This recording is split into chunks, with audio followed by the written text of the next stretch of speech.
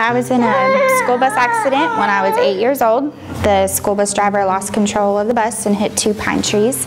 And when she did, I was sitting in the seat behind the stairs, and there's the railing and then the stairs. So when she hit the 2 trees, the floor opened up and I slid through the floor. And they don't know if when I slid through the floor or they were pulling me back up, if that's what happened to my mangled leg. I have a cracked skull right here and a permanent black eye from where the tree came all the way through and hit that bar on that front seat, and it smushed it all the way against my face.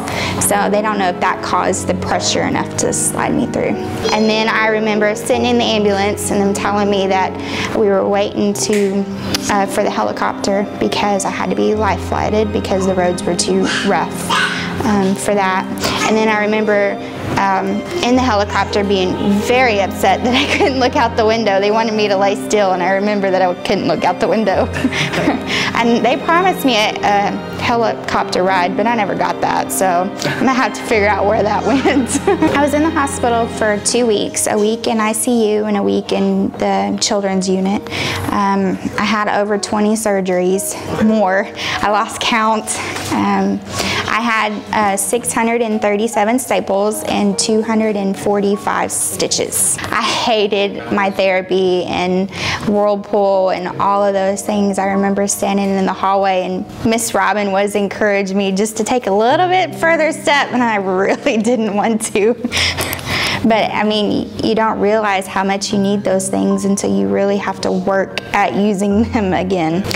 They helped provide with a lot of the emergency care that I needed there. I don't remember exactly what kind of surgeries I needed it for, but they were telling me that I was going to have to lose my leg because it was so mangled and damaged, and that they were going to have to transfer me to children's.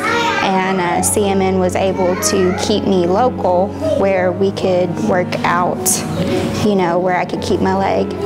You never know what the day has in store. Like my parents, they didn't expect to get a phone call saying that your 8-year-old daughter is being rushed, you know, life flight because of a school bus accident. You put them on a bus thinking they're safe, and that's not always the case.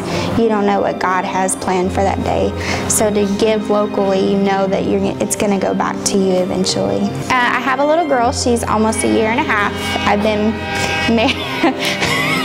married for 2 years now. I am raising my 12-year-old brother-in-law, homeschooling him, and I am a chiropractic assistant full-time. I'm thankful that we get to have something local because Dallas is a very long way, and my parents would have to struggle if it wasn't for CMN, and CMN was there to encourage my family and me through the whole thing. And I thank God for my accident every day. I know that's really weird, but I really wouldn't know the people that I know now from Children's Miracle Network and Trinity Mother Francis because of it.